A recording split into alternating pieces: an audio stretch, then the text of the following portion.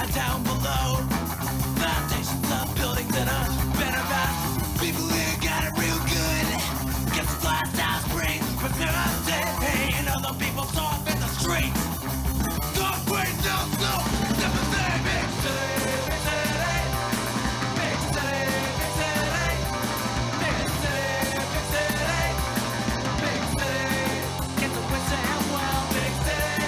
Get to live in hell. The sound is fucking insane. One will stop and another will gain. It's like a giant mechanical brain. And people are cells and the streets are things only of itself. Thousand limbs gone and expands and grows until the concrete sits there. Sits there, so critical. Big city, big city, big city, big city, big city, big city, big city.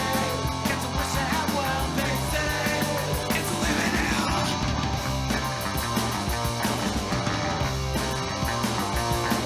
And I think I wanna be a bricklayer. So I can put another brick in the wall. Sanitary, rational, and happy and safe. Growing like a flower to surround the sun.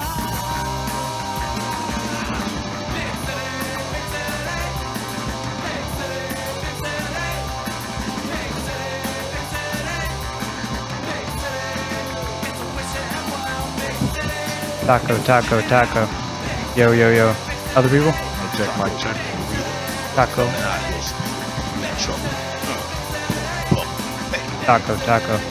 Bootleg, Predator, T'Challa. I think my mic needs to go down a little bit and Pat's needs to go up just Check a baby, smidge. check baby, 1 2 3 4. Check baby, 1 2 3. Check baby, 1 2. Check baby, 1. Yeah, It's called Pat's Pump good. Shaker. I'm good. Everything sounds good to me. So we had 1 minute. You need a medical marijuana recommendation like I did? Do what I did. CanaCareDocs.com. Compassionate, compliant, and confidential. Go where I went, Mike Can, to get my medical recommendation in Massachusetts. CanaCareDocs.com. If you're suffering like I am,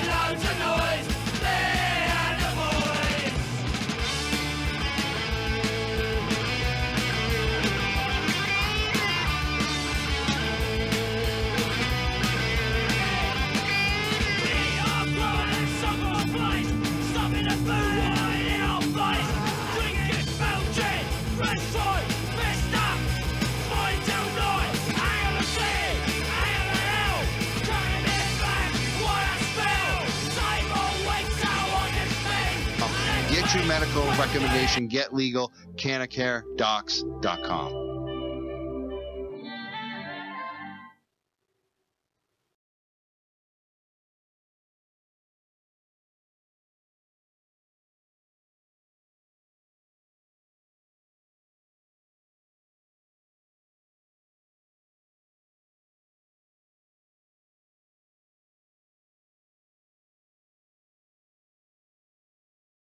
So we recording from the Twilight Zone. Peace out from me. Take me out with a hitter. Hold up, It's pause always- it, and It's always got to be something.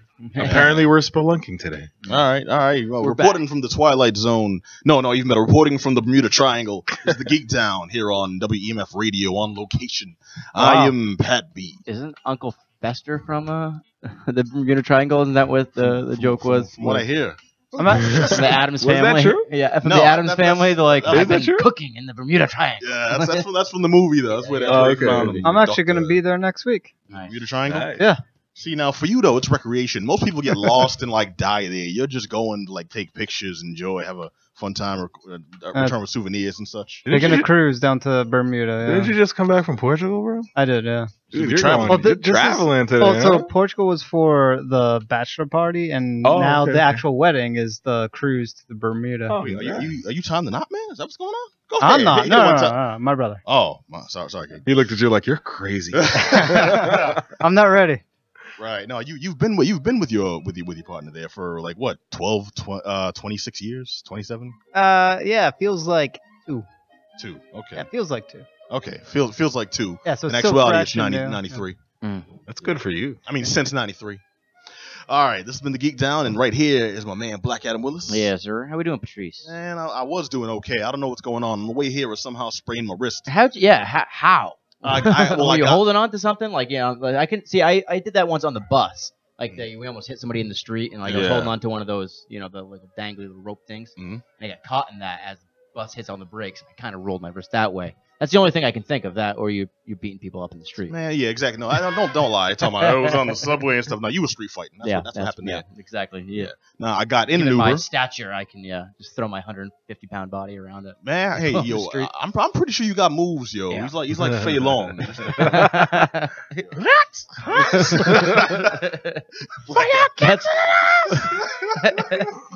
Yes, that is my alter ego. If I was, I wouldn't doubt it, man. Is This the dude chick. throwing out sonic booms left and right. All right, Adam with the Hadouken. All right, and over there you heard the man Rick Olive. What's up, folks? Hello. What's up, hello, Pat? hello. How you been? Like I said, man, I was better. Your boy's injured now. I don't know what's going on. I'm sitting here trying to like set up the show. Like I can't turn knobs, so I'm like doing that like palm thing like an invalid. I'm nudging it with my limp fingers. Yeah, know, I I went went to into the give him a dap. He fist. gave me the elbow. I'm like, you weak ass Yeah, elbow. what, Outta here. really? I'm Oh, messing man. with you, man. Gotta do All right. ludicrous. We've been friends for 20 years. You give me the elbow? Yeah, that's right. Okay, so You changed, man. You thought by now you'd be like, That's crazy. You ain't the same anymore. thought by now you'd be sold the foot status. What's going on there? Pow.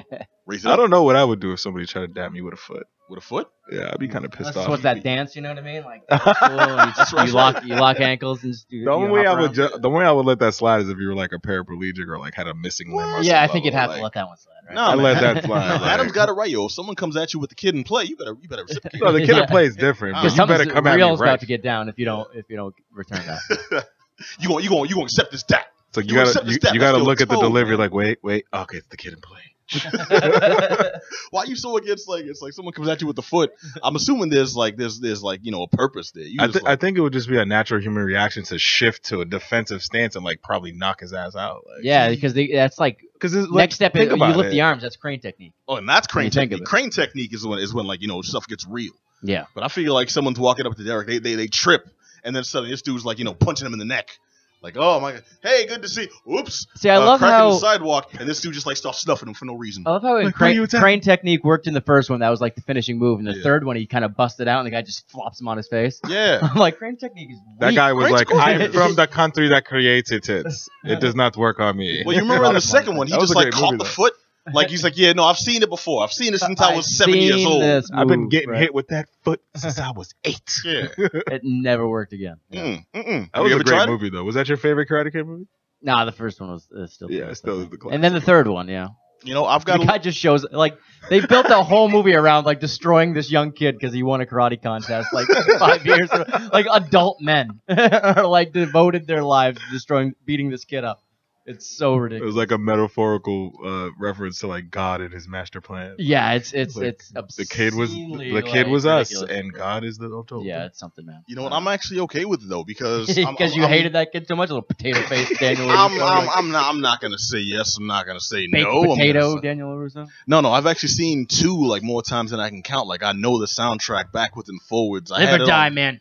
I had Die. it. Yo, that part Wrong was. move. It's goofy now. That part was like Wrong. serious when I was When I was you're, like like, 9 years 10 and old. that- I'm Yeah, like, it was what? He hung the nose. Life is great. I'm gonna learn karate. They got my ass kicked later. No, it was This is the not Jaden competition. Smith Karate Kid with Jackie Chan. That was alright. Yeah, I liked it, man. I was Did you? watching. I was Alright. watching That it was with my pretty good. lady friend a couple weeks ago. She had alright. never seen any of them. Any of them, all right. Yeah. wow. Well, no. I guess I It's like one of that those. one more than the next Karate Kid with With Hilary yo, Swank. You gonna hate on? I'm not gonna hate on. I say I like. Oh my God, The new one I better. totally like forgot about that. Yeah, dude. come on, man. The only She- thing that she saved did- that movie was Miyagi, like being What? in the movie. Yeah, he's catching arrows. and stuff, Two-time you know? Oscar winner Hilary Swank as the next Karate Kid. That's right. But way back. Where do you think she got those chops? Like, That's true. she figured out, you know what, I need She to cut do her teeth better. on some serious fare early. Yeah. Mm-hmm. I like that movie. Did Well, really you prepared her. did you guys see that YouTube the Yeah. revitalization of the beef? The Cobra between- Kai Cobra series. Kai. Oh, the they're show. doing? Yeah. yeah, that Have you that's- been watching it? I haven't watched. No, is it out? I think so. I think like at least an episode or two. Well, okay, I thought you have to have like it's on YouTube YouTube or Red. Netflix. Yeah, They're YouTube Red. re-releasing, not re-releasing. They're releasing a new Karate Kid series, which Zabka is back. with Bobby Zabka. Yeah. Yep. Is I it don't know, Bobby? Buddy Yeah. Zabka. Buddy Epson as the Karate Kid, But Johnny, basically, from the first movie. who's finally gonna have his name back thanks to this. And How I Met Your Mother. People actually know his name, and people stop He calling had him a Sweet great Leg run Johnny. back there, though, because he did Back to He School, did. too. And he was the kind of the jerk on the swim team. Yeah, let's also not forget he did National Lampoon's European Vacation. Oh, Yeah, damn. so they're not all gems, baby. Yeah, we're I'm getting just- deep on Zabka. Yeah. He had a great over out there. Theme of the show tonight, Bobby Zabka. Tom, I hear you do an impression. Oh, don't tempt me. Oh my God! The people aren't ready. This cat busted out. I don't know if you were listening. This cat busted out his Aziz Ansari last week. Yeah. Coaxed by. I almost left the show.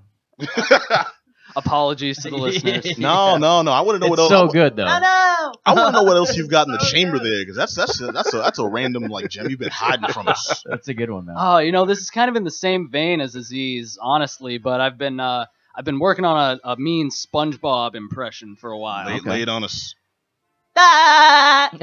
actually pretty good.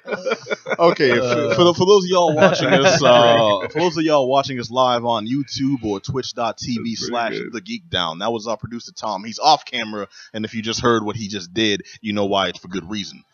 All right. Also, we never introduced my man over here working hard on the boards, just Johnny. Nope. Yep. All right. After all that, that's pretty much it. But no, we have an awesome, action-packed, fun-filled show for you as always. But like I mentioned, if you're just hearing us on WMFradio.com and want to actually see our pretty smiling faces, you can check us out at geek-down.com, where we have links to all the goodness. But that will link you to YouTube. You search The Geek Down, we're the first ones to come up, and we got a live stream going, or twitch.tv/The Geek Down. You can actually see us on there and subscribe.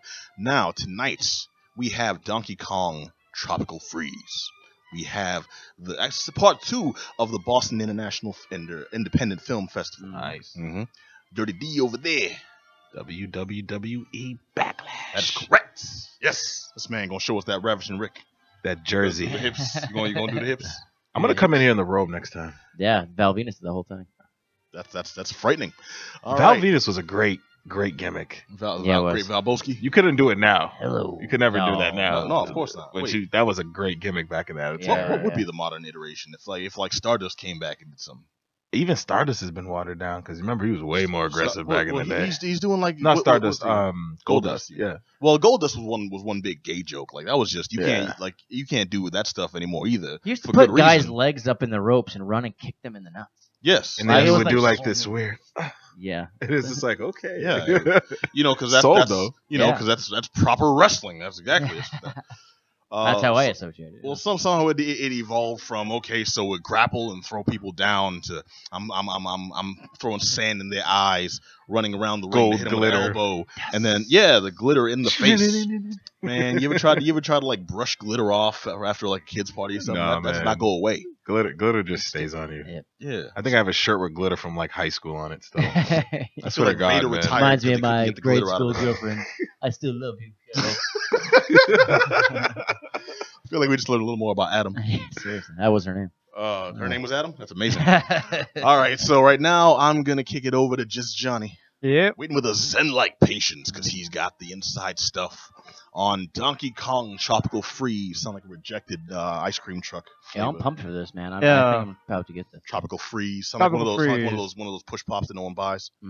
Yeah, so it's true to its name. There's Donkey Kong Country Returns came out on the Wii, and then came out on like the 3DS or something like that. And then they made a sequel for the Wii U, and then the Switch came out. Fantastic success, outsold the Wii U, and they decided to bring essentially the same game but with some enhancements. Just shy of a remaster or a modern day like HD, because the game was previously like an HD version.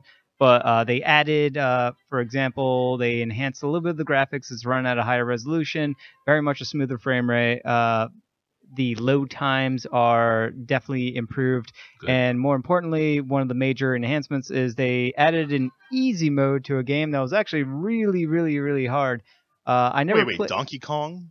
Donkey Kong Country is a hard game. Well, the first one I can understand. I would assume that they've lightened up since then. No, Damn. they never did. They kept it hard as hell the whole way through, except for Donkey Kong Country Returns. That game was hard for different reasons because it came out on the Wii. On the Wii, they decided to force motion controls on you, and I did not like that game because of it. However, this one being on the Switch, it does have motion controls, but it has the option to turn it off, which is thank you. That's all I can say is just thank you. I want to play a awesome, fast, very challenging platformer game without any motion controls because I want to land every single one of these jumps. And it's fast. You never would have guessed how fast a monkey can kind of roll, or an ape. Sorry, apes. Wait, not monkeys. how fast can they Roll? Oh, you suck. That's how I roll. I don't know. Anytime you say, and you set up the joke perfectly, you just I'm let sorry. me down. So- And he's not sorry. He says he's sorry. He's not sorry. Okay, so how were you using these motion controls to control Donkey Kong? Because are you just lack of imitating motion apes in your controls? living room? I wasn't. Yeah, using that was any my of the question. motion I'm pretty controls at all. sure since they're integrated for the first time, it's how was it any different from the previous iteration? Yeah. Yeah, so the major 'Cause I difference... played the one. I know your pains and woes from the original, so I yeah. totally understand your argument with that. So what was done differently now that made it a little smoother? So on the original Returns, you had to waggle the Wii remote in order to do the roll, which is you're doing that all the time. And part of your precision platforming for the country games is that in order to do the long jumps, you have to do a roll first, and then you can even roll off of a cliff. And while free falling, still in your roll animation, you could still get a free jump out of that. So the momentum you build up from the roll adds to your jump that you then use to come out of the roll, and you use that to do all of the serious platforming and finding all of the intricate secrets in this. On the Wii version, on the original Donkey Kong Country Returns, you had to waggle. That broke the game for me. It was because you're constantly doing that. Yeah. It's You don't want to waggle on demand when you need it to be as precise as Exactly. the difficulty requires it.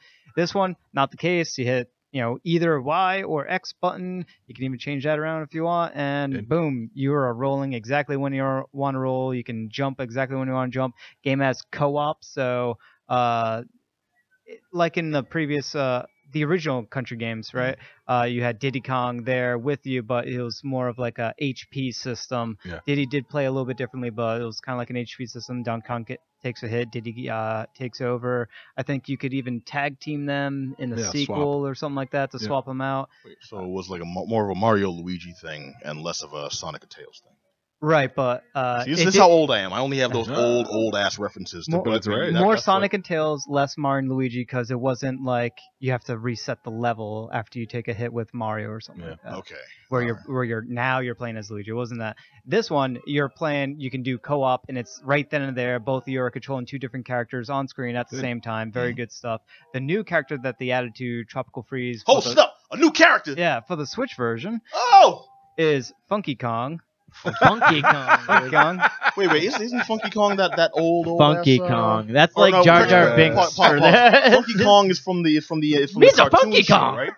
Funky Kong is from the cartoon show. That's that weird ass surfer dude, isn't it? Yes, of course it is. Man, and Pat Funky Kong. remembers Wow. it. That's hilarious. Of course I remember. That's You want to talk impressive. jive, motherfucker, Listen, man? you're the man. I give you. He's a Funky Kong. We like to tag him. Such a horrible name. That's so very wrong. Funky Kong He was a happens punk to bitch. be some type All right, of so tell ape us about- that's funky. Like, Man, so he hold on, smells like hold on. ass during the whole. No, hold on. goddamn I don't know if game. you ever saw this series, but there was Funky Kong, this like obnoxious surfer dude, and then there was what was the girl's name? I forget her name. It was the most inappropriately Dixie animated, Kong. sexualized, like Wait, seriously, is that the taller pink. one? the taller one with the halter top. Oh, It's like a pink halter top. That's I not think I Dixie. remember That's it. someone It's a white else. I halter forgot top. her name though. Okay, they animated ass on an ape. Okay, that's what on a cartoon for like 7-year-olds. That was totally for the furry fans right there. For the furry fans, Oh, yeah, yeah. no, she had rocking the D cup, that children's cartoon show, Makes me wanna and do the furry stuff. and now they're bringing this into the game. Tell us about Funky Kong. Yeah. Man, I And think all the stuff he you're did. worked. You're So- worked up over this. Yo, I'm gonna Tell us about it, man. I want. I'm gonna show you one. I'm gonna find a picture. Johnny, please continue. I apologize for interrupting your report here.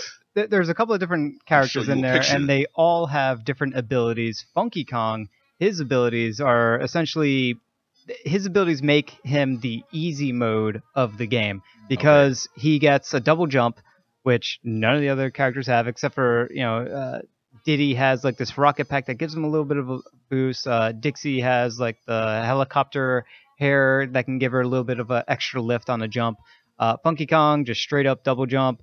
He also has a surfboard that he can use to, if there's like spikes in a level, he can just jump onto the spikes and use the surfboard to kind of create a platform instead of taking a hit from the spikes below. He also gets a significantly higher HP bar. He gets 5 hearts instead of the default 2 hearts. So he can take 5 hits. What's the name of the game again? Donkey Kong Tropical Freeze. And then he's in the freeze. He's surfing. Yes. Why is there a surfer? So the enemies sort of came in. There was like these weird Viking seal animals from the north that come into Donkey Kong's tropical island, and they notice that the island is too sunny or whatever, and they kind of blow this big magical horn. A big giant ice dragon comes and like envelops the entire island in ice, and then they sort of plop their boat, their Viking ship, at the top of the island, and they take control of it. And you're Donkey Kong.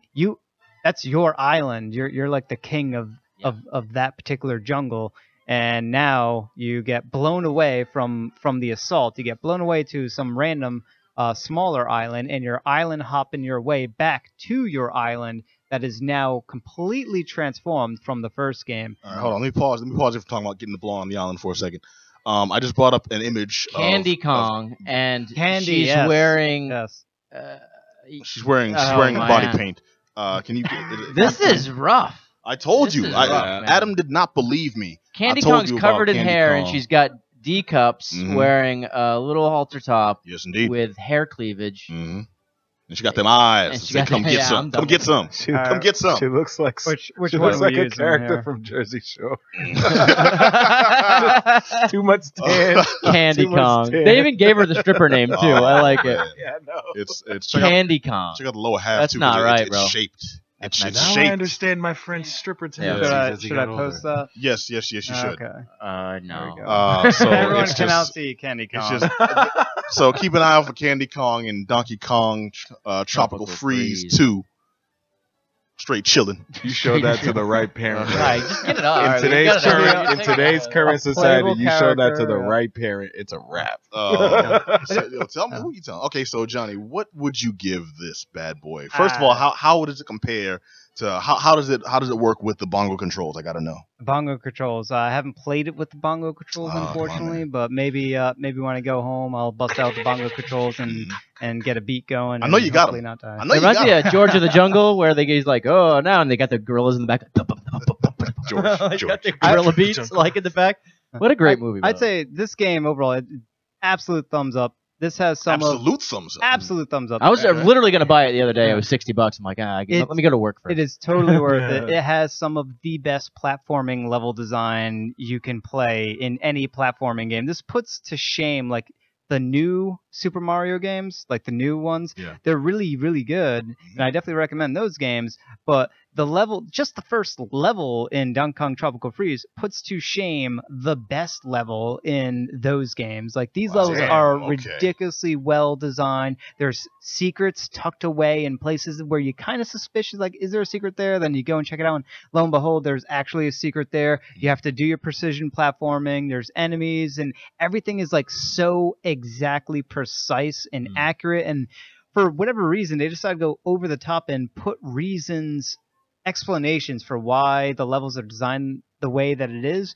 Like, I love how you're so wowed by, for whatever reason, they decided to make this game like make sense. Yeah, and give it content. It's just crazy. And it's exacting. Like normal games would have a platform rotating around in a circle. In this game, it's like, no, it's not going to be just some magical platform that just rotates. It's going to be part of this gear cogwheel device where this waterfall is going to come and pour onto the back end gears in order to churn it, and that waterfall will sort of come in and come out in waves in order to move that little platform. So when the waterfall lands on Candy, right, the shirt gets like slinging, and it's white, and the paint and they rubs off. freeze, if you know what I mean. Oh man, get out of here, Candy Kong. We find out they call it Candy because that was all Kong. like powder pattern that washed away now. Okay, so and I want to point out how impressive this is. This man hates everything. Yeah. And the fact that you are so Very jazzed picky. about it. Yeah. It was great, and I didn't like everything. the Donkey Kong Country Returns, and I was very jaded because of that, and I love the Donkey Kong Country games, and then this one blew me away. Okay, cool. Absolutely fantastic. Well worth the price that they're asking. I'm just for. thinking of Billy Madison. I disagree. I think Donkey Kong's the greatest game. Donkey Kong sucks. You know something? You suck. Yeah. Dang. Oh, okay. Well, the game is Donkey Kong Country Tropical Freeze. Tropical Dixie Freeze. Kong. Tropical Freeze, Candy baby. Kong. Get out of here. What? Stupid ass. Funky Candy Kong, bringing the funk. I don't know what happened. Mad about the Candy Kong. Adam's losing thing. his damn mind over here. Yeah. All right. So, Johnny, thank you very much. What's it available for? It's available on the Nintendo Switch, also on the Wii U. Don't get it on the Wii U. Get it on Nintendo Switch. It'll be both portable, higher resolution graphics, Yeah. faster frame rate, and you get Funky Kong. Cool. I didn't know Cats Still were making still games making for the the Wii Wii U. U. Yeah, right. Because they discontinued the system, so why are they still producing the games? Oh, the game came out like, I don't know, 3 years ago or 2 years ago on the Wii U. Oh, Yeah, so it's just a remastered of that. This version. is like a Oh, okay, okay. remastered, and they added additional stuff into it. No, I thought they released a version for the Wii U, the current one, but that's fine. No, they just want to make sure you can see Candy in high def. That's the whole sole reason they built the game. Hey, you know what? Subliminal message. Candy Kong. I'd buy it. I know you would. Yeah. All right. Okay, so and with that, I'm gonna kick it over to Black Adam Willis because you, my man. Yeah, I just got a few things to touch upon with the IFF Boston. Of Laying on course, us. We talked about this a little last we week. did a and now little this last is- week. Last week I got to see the movie 8th Grade and a few other films that had come out. Well, talk to us. What's 8th grade here? Well, we talked about 8th Grade last week. That was the Bo Burnham movie. Ah, yes. Right. You met Bo Burnham. Yes, Bo Burnham was there at the He party. signed your guitar. Yes. I wish I could play guitar if I had one skill. Yeah. Anyway, yeah, I met him at one of the after parties for opening night, and they do a few parties during the week. I think the opening night one obviously last Wednesday, and then they do a Friday and a Saturday night thing, and then of course the closing night Wednesday. I don't know if you got to go to that this year. I got to go to Won't You Be My Neighbor, Yes, the that's Mr. what you Rogers saw. picture, which was beautiful. Yeah, and that's the closing night film. That was on Wednesday, so it's a Wednesday to Wednesday thing. I went Tuesday and I saw Disobedience. Okay. Disobedience was the new film from what's the director's name? Disobedience Sebastian will Leo, not be tolerated. and he is the director of a movie reviewed not too long ago, A Fantastic Woman. I don't know if you A remember. fantastic woman will not be tolerated. You done? I don't know. But me and Mix both we kind of spearheaded that review last. It won best foreign language film at the Oscars this past year. So it's actually a movie going to be coming out on DVD and everything soon that you should check out. But his new film Disobedience is something. It's Rachel Weisz is in it. Rachel McAdams is in it, and nice. it starts out kind of the same way as Fantastic Woman did, with like a sudden death, and it's this girl's father, and she has to go from New York. I think it's New York, to London to kind of see about it, and her father was a rabbi, and she's been kind of removed from the church for a long time, the synagogue, and then there's kind of this sexual thing with one of her friends, and there's a kiss, and then it's basically about not fitting in and doing your own thing, and it's a very fast. You done? Now, was this like a more dramatic, or was it like a cross between like a drama and a comedy? No, it's not really a comedy at all. Oh, it's so this is kind like of a legit serious yeah. It's definitely some serious fare. You said like, oh, she's coming back. She's she hasn't been in touch with the synagogue, so I could just see like a yeah. bunch It's one of those humorous things. religious Like I jokes. said, it started out like his last film, where there's a sudden death, and then it's the kind of the grieving process towards that. And her father, who had passed away, in his will, I think he left the church everything, left her nothing, and she's kind of like scrambling to kind of figure out what's going on.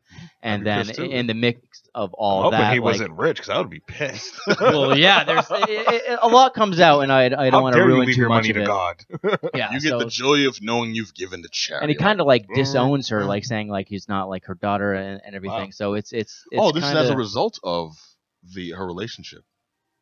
No. This is the relationships kind of happens after that. So she gets together with this guy, and the guy's with this girl who happens to be a childhood friend, and it's played by Alessandro Nivola. He's one of my favorite actors, actually. He was in Jurassic Park 3, I think. He did a movie called Junebug as well. Is he the brother that got eaten with the satellite phone? No. Is he the dude that parachuted through the pterodactyl cage? I don't remember that movie that much. Oh, come on, man! That was like a key. Well, okay, there was those. He was the brother from Face Off of Castor Troy, the one that had his shoe on. That's all you had to say. Yeah, he's the dude from the pterodactyl cage. Okay, yeah. I like that guy a lot, but he's in this. He was actually in. Oh, you just got to reference Face Off. That's the key. Anytime somebody's in Face Off, you know exactly what he's been in. Like, what was her name? The sister from Face Off. Oh, Gina Gershon. Yes, of course. It all comes back. Oh. Plus, the cocaine in the water thing too. He tries to keep them together. Yeah. Every now and then, I'll just post on my Facebook. I can eat a peach for hours. For hours, yeah. One of yours, Sean. Anyways, that's enough Face-Off references. But Disobedience was a heavy movie, man, and this guy sounds like it. I apologize for the music. No, right after winning, best foreign language film, the guy comes out with another film like bang right away. You know what I mean? And he's made a great film. First Reformed is another film. I think I kind of touched on it last week. Paul Schrader directed this thing, and the great Paul Schrader, obviously the writer of Taxi Driver. Guy has done a lot of great work, and he was actually in attendance. That's what's great about this festival. I will say that again, is not just that you get to see all these movies early, and some of them are really, really great, but also the writers and directors are often in attendance, and whenever you get a chance to go see Paul Schrader introduce his new film, you have to jump at that. This guy's only has a few of those left in him. He's a pretty old guy, but he directed the hell out of this movie. Damn. It's got Ethan Hawke Adam in says, it. Go see these before he's Ethan dead. Hawke. He's been doing a lot of good selections. Man, lately. Ethan Hawke is this is what fits him like perfect. He had that slump. He had those slump years, but like as of late, like the last maybe 5-7 years, he's made some really good sound. Yeah, choices. man, he's worked with some great directors in the past. You know what I mean? And missed the train on those on the Purge movies though.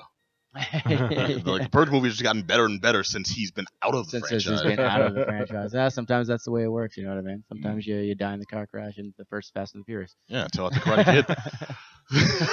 But anyways, the one movie I definitely really wanted to see is the one you got to see. Yes, sir. And that was the closing night film of Won't You Be My Neighbor? Won't You Be My Neighbor? Now, was this like a was this like a documentary, or was it like a documentary on Mr. Rogers? And this is, from what I hear, kind of a weepy movie. You know what I mean? Yeah, it's a full story of Fred Rogers, dating all the way back to. It covered the entire span of Mr. Rogers' Neighborhood, the show, its original origins, how he got involved in television to begin with, and he really came around at just the right time, at just that early point where it was you could just go down to your local TV station, which was just a small room in the back of an office building where they had set up a couple of cameras and were like filming people. I don't know, like reading juggling books balls. and stuff. Randomness. Yes, no, because there was like nothing on, and he just went down to the public. He basically told his parents, "You know what? I'm gonna hold off on seminary for a while. I wanna go down and see what this public television thing's all about." And he just had ideas. He used to put on a puppet show with his would-be wife. Wow. And the thing is, she was the host. He had never intended to be an on-camera guy. He was always going to be like the producer, and he was going to write stuff and come up with ideas, but it was always going to be like her on film or other people on camera. And what happened one day is there was a breakdown where they didn't have content, and they just had like a lull. And while like the crew had to scramble to like fix stuff, it's like, we just have dead air. We got nothing to show. What can we do?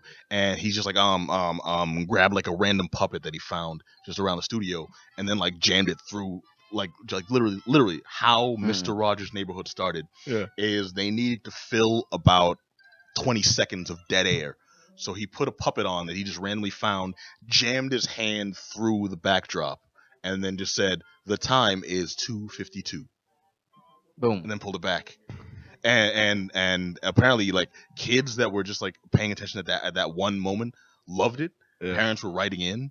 And it just like took off. Where it's like, we want to see more of this. Well, that's the thing that's crazy with that show is how cheap it was. Yeah, and how none of it should have worked. But it's just like, this is so low budget. Mm-hmm. The production value was crap. but the message and the sentiments, and I Oh, only under. Wait, you'll. I'm sorry to cut you off, but you'll love this. The first episode, because that was the wife show. The first episode of Mr. Rogers' Neighborhood proper was an allegory against the war. The story was an allegory against the war against the Korean conflict. Wow. It's like an episode of MASH. Come on. Yeah, and dig this. The premise of it was King Friday feels like King Friday is afraid of change. And he's afraid of cooperating with other countries and expanding his kingdom and growing, allowing all these people from other nations into his kingdom. So he builds a wall. That's amazing, man. And the whole thing was he's radical, man. Yeah, he did a bunch of but this things was like A Week on Death. You know what I mean? Talking about what does assassination mean for kids? It's important. Yeah, every show was centered around a theme, and he did some really heavy topics. Covering war, covering racism, covering sexism, kids learning about AIDS. When did he start doing the famous introduction, like, hey, coming in, getting dressed into the wolves? That's the thing. Here's the thing. I'm sorry, but I didn't realize this. I kind of came to the realization actually not too long ago. It was what I took from Mr. Rogers without really knowing it is you look great in a sweater vest. Well, yes, obviously that. But when I come in from the outside, I change my clothes to like inside clothes. Yeah. Like when I get home, like if I'm like That's when I get home, I literally like take off a shirt and put on another shirt. I'll change my shoes and like I'll put indoor clothes on because when he did that introduction, he did the song and if he'd change his sweater, he'd change his sneakers. You were like an avid watcher of Mr. Rogers? Oh yeah, big time, big time. I actually like really thankful that I grew up with that because it's funny because a lot of really I do that heavy with my subjects. kid. He'll come home and I'm like, dude, change your clothes. He'll be like, dude, no. I'm like, change your and I get into an argument with him and then I'm like, well, that's just probably a generational thing now. Yeah, but it's definitely a Mr. totally Rogers thing. I think I definitely got it from that because I was. It was a great picture. You got awesome. A lot of like wonderful information. You saw how deep it really went. Mr. Rogers' Neighborhood almost didn't happen. And at several points, they tried to cancel it. And he was the voice. This is the famous story where he actually spoke to Congress when they were trying to cut. I remember. He cut funding for public television. And basically, he just went on. He went on there, and everyone will tell the story as Mr. Rogers went up, and he had a plan, and he set them all straight and told them the importance. It's like, no, hear his wife tell it. He was nervous as hell, and he didn't know what to say, so he just wrote this long ass. He wrote like a bunch of his favorite Bible verses on like this paper, and he's like, this will take about 10 minutes to read. And by the time he finally got to speak, because a bunch of different PBS representatives were going in succession. By the time he finally got to speak, the senator was pretty much like done. He's like, you know what, I don't want to hear any more of this. We're just gonna cut the funding. But I guess we have to finish the list because you all were nice enough to come down here anyways. Yeah. So Mr. Rogers, and he was just completely glib and didn't care. You could not there was no give a Fness left in this man, and you could hear it in the actual footage, and the footage is in the documentary where you see this man like he's just completely checked out. He doesn't care. He's like, okay, who's left on the list? Okay, we have Fred Rogers. Okay, Mr. Rogers, please speak your piece, and then we'll vote. But I think we all know how it's gonna go. And I'm like, damn, okay. Way to be impartial. Yeah. And you can see him in his face, and he's just nervous, and he doesn't know what to say. And he's like, well, I was going to read this, but since I'm not really given much time, this will take about 10 minutes to read, and I guess I'll just speak from the heart and let you know. And he gives, apparently just completely improvised, this 3 minutes of the most heartfelt. Yeah, dude. It's like, I've heard it before, but to hear it from his lips in this context, in this documentary on the big screen, and I'm there just like, wow, that's... What? Man. Why's my face wet? And the whole thing was, it's just like, you'd think it'd be completely sappy, but it really paints him as you see he was a real person. He wasn't just like the mythical Mr. Rogers, and he wasn't this saint. One of the things, couple of the stories that Mr. Policeman tells. Mr. Policeman was a brother.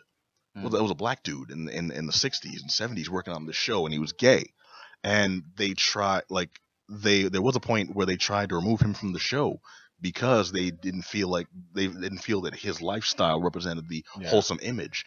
And Fred Rogers was the one that's like, no, I want this man to stay.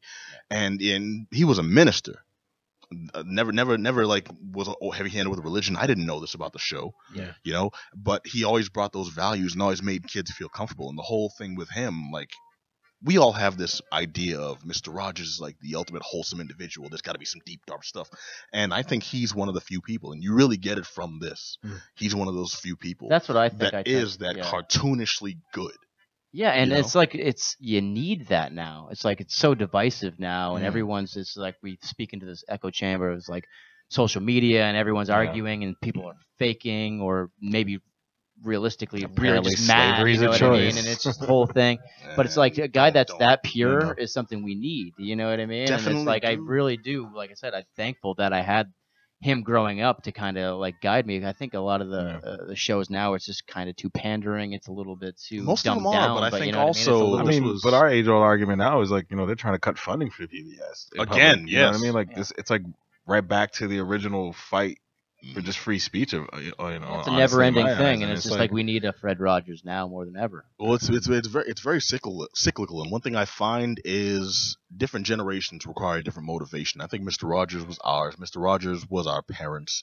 Mr. Rogers was one of the few that was lucky enough to span ages. I can't think of anyone from our childhood besides him, maybe that's gone to that level. We have folks like Bill Nye now who are childhood icons who now are voices for science and progression. But no one has the same level, the same depth that Mr. Rogers had. And that's a weird thing to say, because for most of your life, there was a time when you loved Mr. Rogers as a kid to a time when Mr. Rogers was that thing you remember. But that's believe it or always not, been for kids. Bill Nye's even more controversial because he's science. There's people who don't believe science. Yeah, you can't not believe in goodness. You know what I mean? It just seems so obviously wrong to go against some wholesome values. You know what I mean? It's just easier person to kind of allot yourself with. Absolutely. I highly recommend this, mostly because if you're attached to Mr. Rogers, you would love this. If you're not, it's interesting to learn. I wouldn't recommend most millennials go out and check this out, because if you didn't grow up with this show, then it's just an interesting story about someone who's been dead for years and did something. It's like interesting to know, but I don't think they'll take away the same reverence that anyone who was attached to this at some point in life, which is kind of a bummer, but it's just a hard fact. But if you did ever watch episodes of Mr. Rogers growing up, and if you did ever feel like you learned something, well, you should go to see it if you don't know Mr. Rogers, because then you're like, damn, this is what I missed. That sucks. Well, it's called Won't You Be My Neighbor. It's playing at the festival now. I'm really hoping that they do a run. They are going to do a run. They're doing it at the Coolidge. That'll be fantastic. It'll be in theaters for a bit, I believe. Yeah. If you're not local to Boston, find your local independent theater and see if it's playing, because it's definitely worth the watch. It's called Won't You Be My Neighbor. And dude, there's so many more stories I want to tell, but I acknowledge that I've already gone over time. And there's like all like cool, like why his weight was such a significant part of his life. You know, and the letters and the numbers 143 meant this, and the people protested his funeral. Yeah, dude, there's just so much out there, and it all comes out in this documentary, and it was such a good viewing. So it's called Won't You Be My Neighbor, the story of Mr. Rogers. I highly recommend it. Absolutely. Imagine being the family of somebody who protested Mr. Rogers. Man. Like, that's going to be like, you know, it's like my grandpa was a Nazi sympathizer. It's like, you never bring that up at a party. You just get punched in the face. Like, you just get punched in the face. Like, dude, really? Yeah, it's Fred Rogers, really, Fred, bro? right. What's messed up is they had like footage of that too, and there was like parents who brought their kids there, and you've never seen such miserable looking children. It's just like, it's like people who expose their children to all sorts of stuff. It's like just teaching them to hate from a young thing. It's like that picture of the little kid wearing a Nazi KKK clan hood. You know what I mean? The kid's way too young. He doesn't know what's going on, but he's looking and like making a face at a black police officer. This is the world we live in. You know what I mean? It's wild. All right. Well, on that cheery note, Rick Olive has the inside stuff. This man got to see WWE Backlash. Yeah, man. It's one of the pay-per-views after a major pay-per-view. WrestleMania recently happened, and this is one of the first major pay-per-views that follow it, and a lot of get back from previous messages. So we're gonna start off with Bayley versus Ruby Riott. That's a match was like, Bayley, I know. No one names Bayley. What the hell? Bayley's actually really cute. Like, there's this like ongoing argument of like how cute she is, even though like she has like this Muppet face, but she's like really cute. Nah, don't start on that, because I've had crushes on every single female wrestler, including Luna Vachon. He's always dropping these old school. Yo, Luna Vachon was frightening, and that's her. I remember. Bailey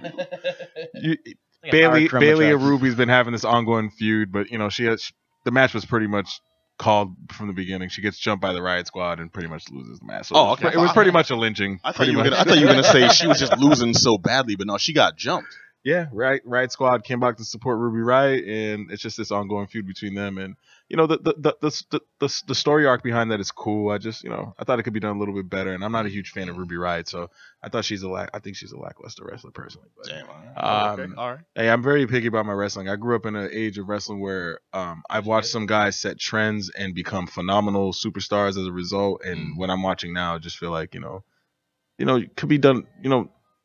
Be you, like be a little bit more creative. You know what I mean? That's why I'm a little picky with this stuff. It's so much. There's so much behind it. There's a lot of kids that watch this, so wholesome fun and all that good stuff. But next match is Seth Rollins versus The Miz. This is a great match. It was for the IC title. I'm a huge fan of The Miz. He's one of my favorite wrestlers. I watched this guy start from the real world and literally work his way up. I like The Miz. This guy, JM, the Thriller Priest, another correspondent on the show, does not like The Miz. We've had conversations about that. And I'm just like, dude, how do you not like somebody that literally worked his way up the ladder? Like he said on the Real World, I'm gonna be a wrestler. Mm-hmm. And next thing you know, you see him on top of it, and then next thing you know, he's up working his way up the ranks. Yeah. And next thing you know, he's carrying titles. And there was this one match a couple years ago that he had. It was very big because it's one of his first major title runs. And when he went back to the in the back, this is like one of the few moments where you get to see wrestling in its reality. Mm-hmm. And everybody just giving him mad love, like, hey man, you did a great job, great show. We know this was like a tough run for you. You know what I mean? Like the guy. And I think he's just a stupendous gimmick. Like the Miz show, like everything about him is just gold. And if you can constantly give him some airtime, I'm watching it. So, obviously, Adam's not a fan. Seth took the win on this one though. It was a tough match. Miz actually has been getting really aggressive with some of his mat skills, but I'm a huge fan of Seth Rollins too, and Seth is just probably the better wrestler personally in my eyes. That's technically, and plus they let him get the curb stomp back, which I'm super happy about because I love that move. It's so disrespectful. Damn, all right. Yeah, they had to ban it for a second because I can see why they banned the move because he just basically puts his head on the back of your head and smashes your face to the floor. Plus, it has like some racist connotations from American history. But it's weird though. Like you remove it and then you allow him to start using it again. So like how do you explain that? Right. So that's a deeper conversation. They're like, hell with it, whatever. What was it called? That was originally a bulldog, right? What, his move? Yeah, his finisher move? No, his finisher move. It was the curb stomp. Then he started using the Triple H's move. Oh, the pedigree, which made no sense, and then because they took it away, and so they had to reason it. So they pedigree's a great move, by the way. It is a great move. It's good for one. You can actually murder people doing that thing because I've seen him actually try to kill somebody. I lost a brother. Okay. You seem like the guy that would have did that to your little brother. Yeah, big time. Oh man, I'm surprised he can walk. Next major, one of my favorite matches of the night, and actually because I'm biased because I'm a huge fan of Alexa Bliss. Pat said that he had a crush on almost every female wrestler. Tell me about it. Yes. Alexa Bliss is probably the cutest, most sexiest wrestler I've ever seen in my life as a female. Damn. I'm super stunned with her. And Ain't no Sable Playboy 1998. No, this is beyond Sable Playboy. This is like I will leave my marriage. Damn. I hope she's not. I hope she is listening right now too. I hope she is too because I'm like, give me a shot. It's Nia Jax. They've had this ongoing rivalry. They were teammates at first for the last couple months for this story arc, and then they finally broke the gang up. And this is for the Raw's Women's Championship. Nia Jax is, of course, a Samoan, very huge, heavyset woman. And my baby Alexa Bliss is a very tiny, tiny, under average height woman. Give her stats. Go ahead. She's like 5'2". She's no Paula Paulshock. I'll say that much. The match was great. I love the gimmick for this little story arc because it's becoming like a bullying infomercial. And Alexa Bliss did a heel turn on Nia Jax, and the whole gimmick is I'm being bullied, and I thought I had a good friend in Nia, you didn't, and then she decided to do this, and I just feel really and then it was really cool though because I understand why they're touching on this. Obviously Nia Jax won the match. She tried to do a twisted bliss off the top rope, and she turned it into a Samoan, reversed it into a Samoan drop, and ended the match. And then she had this little 2-minute airtime where she basically was encouraging young girls to be what they can be. Don't let nobody judge you. Bullying is wrong, et cetera. So they're still trying to do something for image. kids. Yeah, it's their image thing. And I'm pretty sure that's something like Vince and the guys in the back, the guys who run the whole organization, kind of emphasize, just touching base with the girls and staying tuned with that. I'll really give it to them too, message. because as cartoonish and like outlandish as this is, gets, yeah. they do still acknowledge that the primary audience is like kids. Yeah, man. Big time. How old were you when you first started watching wrestling? When I first started watching, maybe 8 years old. Yeah, you about 9, 10, same Yeah, age? yeah. Sting, all of us. Sting with the face paint with the spiky blonde hair. Was Oh, my you were favorite. WCW hardcore. This Well, dude- that was way back when it was just that, basically. Yeah. You know what I mean? That was just AWA like, and all that good yeah, stuff. yeah. I think it depends on where you live, because my grandfather took me to my first WWE match. WWE. I just remember back thinking in it the was day. so real. Everything was real. So when Sting got like beat up, like I cried. Yeah. Like, That was the beauty. Like, that's I was the beauty upset. of wrestling. Yeah, It's like, that that's gets you why hooked, you can't. man. That's why you just can't deny watching it, because Oh my as a God, kid, take the snake, put a gave snake you on that feelings. guy. Is he gonna be okay? Into wrestling requires that early gullibility. You know what I mean? Yeah. Or that Early naivete where you interdoctrination, think is what I'll call it was real, and then that gets you hooked, and then you kind of learn what wrestling's about. Yeah, and I gotta it's too believe late by Finn then. Balor's gonna eat a guy. Right. For Exactly. real. It's a great entrance, though. Next match of the night, Jeff Hardy versus Randy Orton for the U.S. title. Jeff obviously is defending. Great match.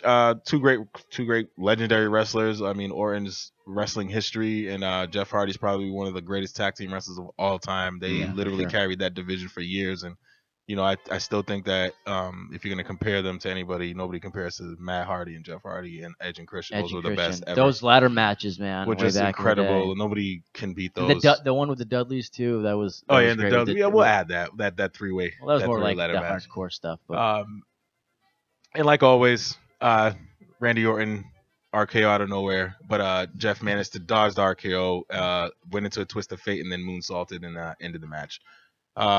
No one does a moonsault Great anymore. match. This was it was a difficult match to call. Like, I thought they were struggling a little bit personally. It's just that Jeff's like a high flyer. He's a top rope guy. Randy's more like mat skills. He does a little bit of everything, but he's more hardcore mat skills. And it's just like trying to give them to have a decent match each where shine, to each shine. It's just a little difficult because you gotta. You got a guy who's not used to being on the top rope all the time, so he gets to, his apprehension can be seen a little bit throughout the match. It's like a dancing act. So, but it was an okay match.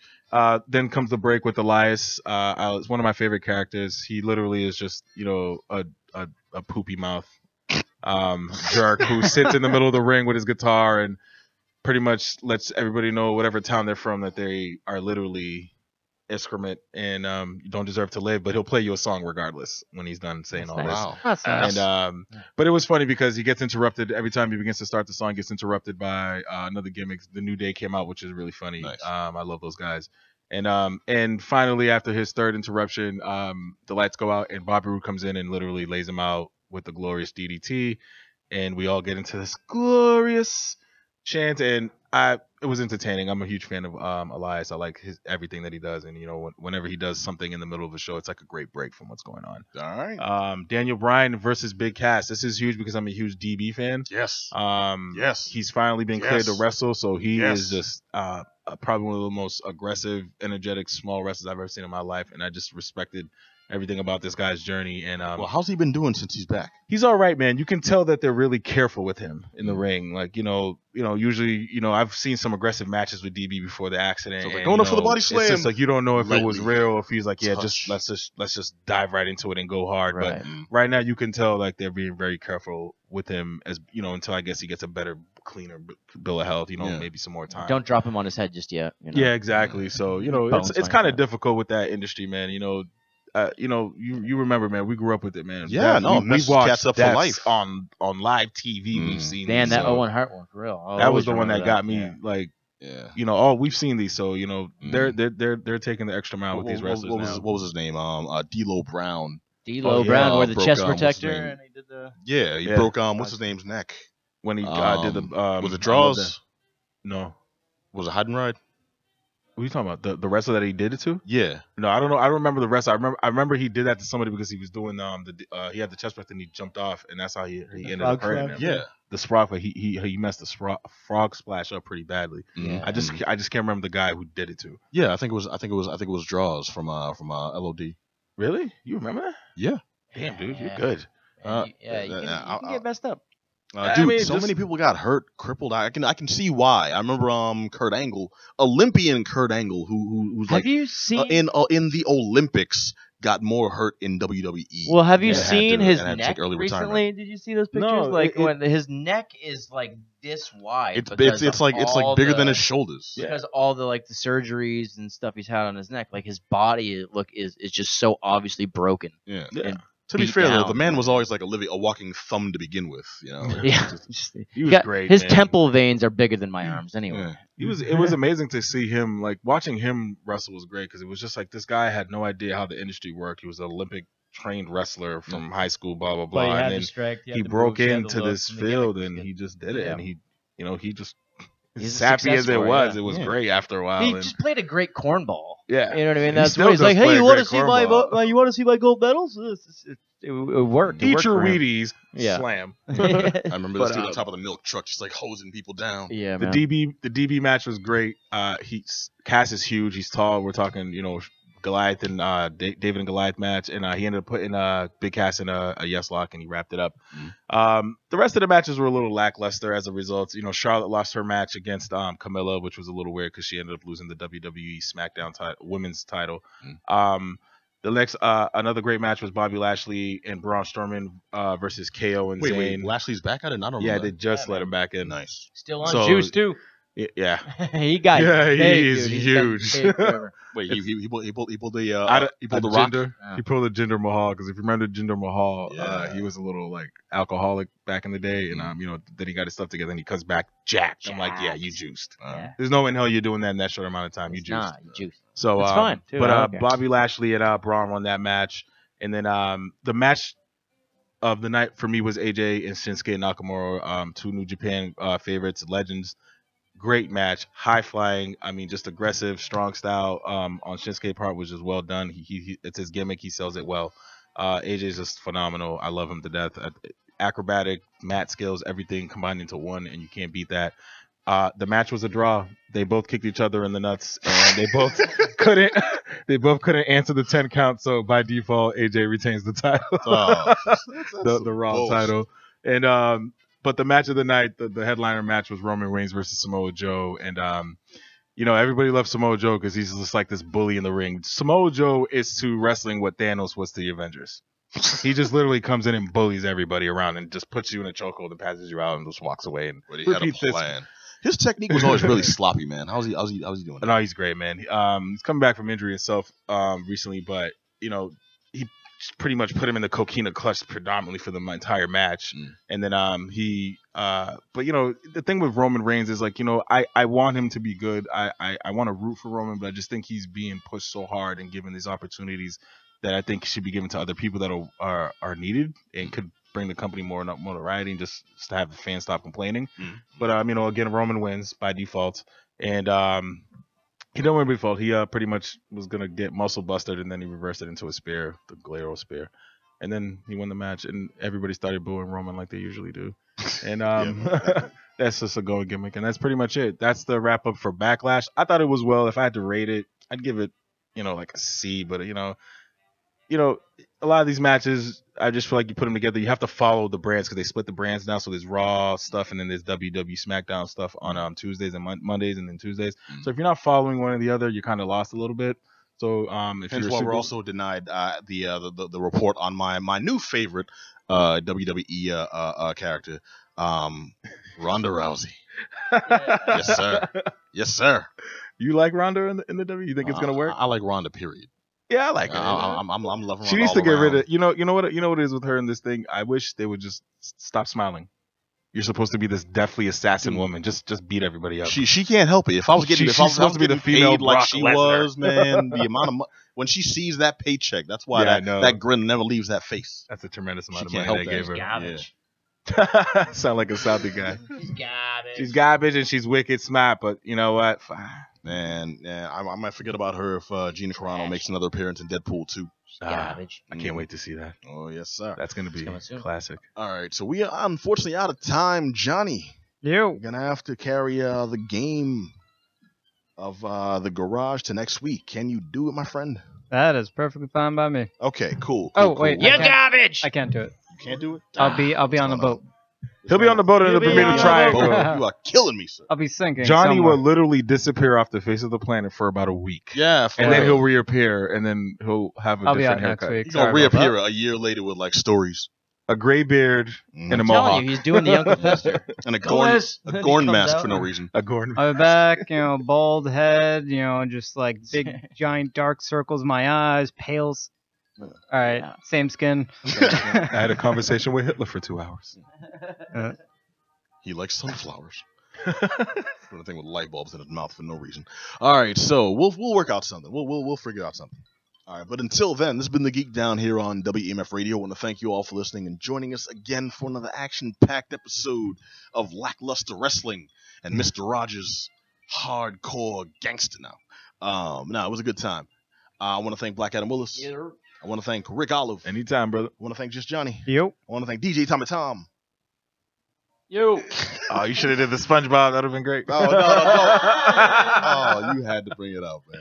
All right, I want to thank you, fine listeners. Remember, if you heard anything tonight you want to chime in on, hit us up at geekdownradio@gmail.com. Also, you can go to geek-down.com and get all the good information and links to all our social medias. Find us on Facebook, on Twitter. We're on YouTube, on SoundCloud, iTunes, twitch.tv/thegeekdown, all over the mother. And always, you can catch us right here on next Monday night on WEMFradio.com. Same bat time, same bat channel. But until then, with me with a broken wrist reminding you, be excellent to each other. Peace. You want me?